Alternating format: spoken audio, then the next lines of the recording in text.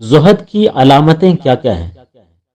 زہد کی علامت یہ ہے کہ فقر اور فقراء سے محبت کی جائے، مساکین کے ٹھکانوں پر ان کی ہم نشینی اختیار کی جائے اور ان کے لیے عاجزی و انکساری کا مظاہرہ کیا جائے، جیسا کہ حضرت سیدنا مطرف رحمۃ اللہ تعالی علیہ مساکین کی مجالس میں انہی جیسا لباس پہن کر بیٹھتے اور اپنے رب کے قرب کی امید رکھتے۔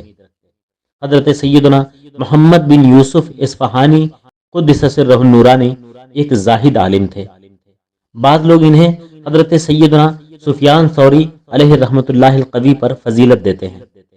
آپ رحمۃ اللہ تعالی علیہ گمنامی کو ترجیح دیتے تھے۔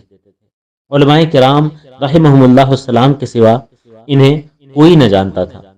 آپ رحمۃ اللہ تعالی علیہ کے حسن رعایت اور شدت بیدار مغزی کا عالم یہ تھا کہ ہر وقت میں وہی عمل سر انجام دیتے جو اس وقت افضل ترین ہوتا۔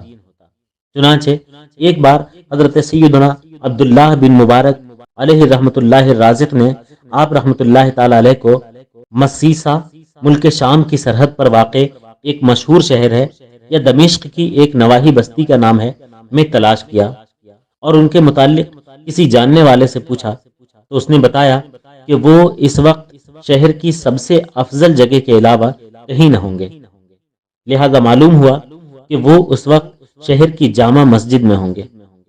آپ رحمۃ اللہ تعالی علیہ نے وہاں جا کر تلاش کیا تو معلوم ہوا کہ وہ جامع مسجد میں بھی سب سے افضل جگہ پر تشریف فرما ہوں گے۔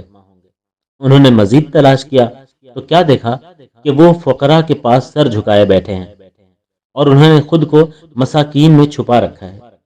گویا ان کے نزدیک شہر کی سب سے افضل جگہ جامع مسجد تھی، اس لیے کہ منقول ہے کہ جامع مسجد میں نماز ادا کرنا باقی مساجد میں 50 نمازیں پڑھنے کے برابر ہے۔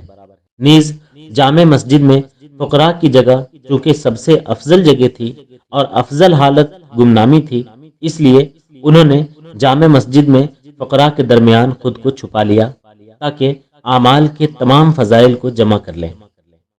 زہد کی ایک علامت یہ بھی ہے کہ بندے کو اللہ عز و جل کی نعمتوں کی عظمت کا مشاہدہ کرنے کے بنا پر اپنے فقر پر رشک کرنا چاہیے۔ نیز فقر کے سلب ہو جانے اور زہد سے حالت کے بدل جانے سے ڈرنا چاہیے، جیسا کہ مالدار شخص اپنی مالداری پر رشک کرتا ہے مگر اسے فقر میں مبتلا ہو جانے کا ڈر بھی لگا رہتا ہے۔ زہد کی حلاوت پانا بھی زہد کی علامت ہے، یہاں تک کہ اس کے دل میں یہ باتیں واضح ہو جائیں۔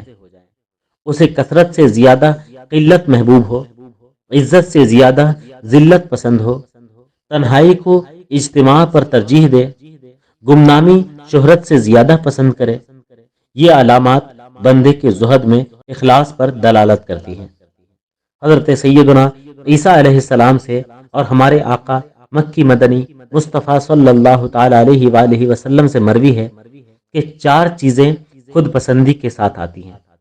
نمبر 1 خاموشی جو عبادت کی ابتدا ہے، نمبر 2 تواضع، نمبر 3 کثرت ذکر اور نمبر 4 قلت اشیاء۔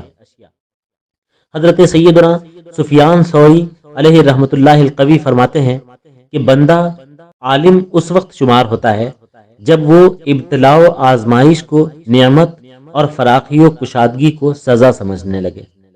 ایک بزرگ فرماتے ہیں بندہ اس وقت ہی کامل فقیہ بنتا ہے جب وہ فقر کو مالداری سے زیادہ محبوب رکھے اور عاجزی و انکساری کو طاقت و غلبہ پر ترجیح دے۔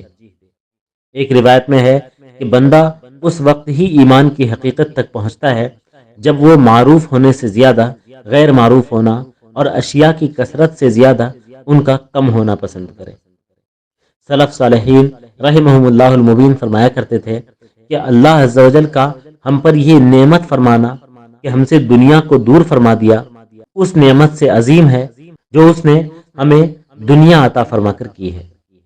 حضرت سیدنا سفیان ثوری علیہ رحمۃ اللہ القوی فرماتے ہیں دنیا مشکلات کا گھر ہے نہ کہ آسانی کا، یہ دکھ کا گھر ہے نہ کہ راحت کا۔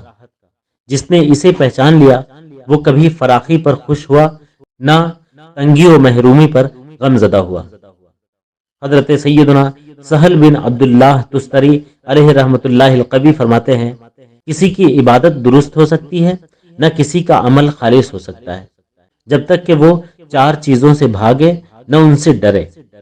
نمبر 1 بھوک، نمبر 2 بے لباسی، نمبر 3 فقر، اور نمبر 4 ذلت۔ حضرت سیدنا ابراہیم تمیمی علیہ رحمۃ اللہ القوی کی خدمت میں ایک شخص نے 50,000 درہم پیش کیے، مگر آپ نے قبول نہ کیے، تو عرض کی گئی آپ انہیں قبول کیوں نہیں کر لیتے؟ ارشاد فرمایا، مجھے یہ بات پسند نہیں کہ میں 50,000 درہم کے بدلے اپنا نام فقراء کے دفتر سے مٹا دوں۔